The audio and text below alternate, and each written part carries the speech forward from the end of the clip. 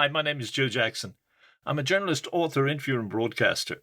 I also happen to be a lifelong fan of rock and pop music who, at the age of 14 or so, when I was too young to go see one of my favourite bands, the Animals, when they played in our little village Glasthule on the south side of Dublin, I actually sat on a wall near the venue listening to the muffled sound of the show. But as soon as they began to play House of the Rising Sun, a song I'd loved since it was released a year or so earlier, something told me I had to get closer to that sound. So I wrenched a ventilation cover off one of the walls of the venue, climbed inside the ducting, and crawled down until I reached my goal and got not only thrillingly closer to the music, but also to a spot where I could see the band. Childhood memories of music don't get no better than that. In fact, I often wonder if that was the day I began the journey that later in life led to me needing to get closer to my music heroes, in the sense that interviewing one, Leonard Cohen, made me feel so transcendent I felt I had to track down more of my heroes to talk with. I've published 3 books, one co-written with the late Nancy Griffith, and 6 or so ebooks, all of which tell the tale of that journey. I've also put many of the articles on my website, joejacksoninterviewer.com. But in this podcast, which is part of a series I call Singles because they run for roughly 5 minutes, I have a clip of Mike Love and I talking about a song and album that came out around the same time I climbed inside that ducting to get closer to the Animals. The single was Good Vibrations, the album Pet Sounds. The interview itself was done backstage at a Beach Boys gig in upstate New York in 1989, and as you'll hear from the last section in particular, I had fun, albeit fractious at times, with Mr. Mike Love. Enjoy. When Brian went on to the Pet Sounds Good Vibrations phase, did you say don't fuck around with the format of fun? No, I didn't say that. No? Were you not afraid No, Good Vibrations. I wrote the words of Good Vibrations. All I said was that Good Vibrations was a departure, and it was very ethereal and somewhat strange departure musically. Was the group not afraid they'd lose the original following if they nobody's ever afraid of anything. But wow.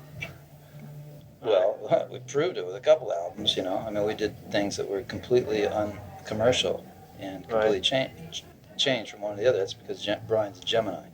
But anyway, I just simply said on Good Vibrations that I thought the words should connect with something that is conceptually relatable to by masses of people.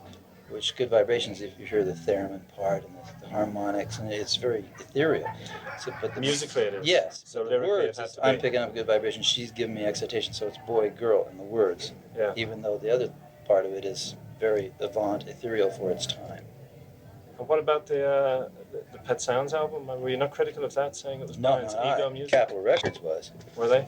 Mm-hmm. Did nobody in the band say that was just Brian's ego music? No, I don't think so. No complaints that at that point it was mostly musicians who played and... No, the band... It was great because we were out on tour making a lot of money. We'd come back and you'd have some great songs ready. To just dub your voices on? Yeah, we didn't, well, that's what we do technically, yeah, but we did like 30 takes, and wouldn't it be nice to get it right? So we meticulous, we're very meticulous. Construction. You hear the harmonies, it's better than anybody in the business when it comes to execution on those records. But did anyone in the band feel this should be us playing too? I mean, there is that. I think there is an emotional thing about if you're a musician, think that you can play. And Carl would play in a lot of the sessions when he was available. Right. I don't play anything noteworthy, so I didn't care about that. But I like to write lyrics and stuff, and conceptually I've been involved with some very big hits and stuff. So is that another myth that the Beach Boys kind of musically were really only Brian's backup vocalist from that point onwards, or more often that? Kinda. That would be fair to say.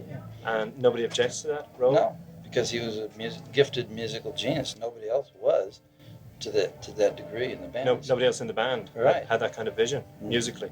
Yeah, exactly. Ability. Right, so you were all happy to kind of contribute on an artistic level to that concept. Mm-hmm. Yeah? Mm-hmm. So, no, I just said it created bad blood. No, I think what the bad blood came from is because there are certain people involved in Brian's life who were into things like heroin and lot of acid, and Brian got completely out there, and that was a drag because then he got to the point where he was not able to function. Catatonic. Yeah, kind of. Yeah. And it severely impaired his ability to be as creative in a commercial sense that he once was. He was still creative in an abstract, incoherent way, which wouldn't be accessible to the general public. Well, he couldn't finish anything he started, and so that was not He good. had the first signs of his psychological disorder came like a couple of months after the involvement in drugs. Would you relate both? No, it was before that. It was before. Was Oh it yeah, not because just... he was not secure being on the road, away from his home. He was like very vulnerable, insecure, and he liked the stability or the security of being at home. Right. And he was also wanting to do his music. He was like unfolding all this musical talent. And when he was on the road, he couldn't because we were doing constantly traveling and performing. So he felt torn in terms of his musical development and insecure because he's away from home, his girlfriend, whatever. And so that's... Do you not think the drugs can exacerbate any kind of mental turmoil that's in there? Do you think it did with him? Oh, absolutely. And as he went further... No, what it did is it pushed him from functional to dysfunctional psychotic behavior. Yeah. Yeah. Because as the doctor once explained to me, is that there are alcoholics who do fine if they don't drink, but if they drink, it screws them up. They can't function. A lot of people can't. And there are drugaholics too. Some people can take certain kinds of drugs and function okay, or function once they're past whatever episode they're going through. And other people, it pushes them into some area of thinking that's pretty aberrational. And that's Brian. He was real sensitive that way, and I think the drugs pushed him over the line. So there are some people to whom it's lethal to start dealing with those kind of demons. Right.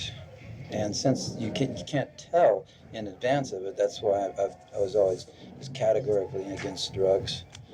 Not from a puritanical standpoint, from a standpoint of... danger. Yeah, exactly. Were they? Did you ever try them? What? Drugs? No, not like cocaine and acid and stuff, no. No? Or heroin, no, never.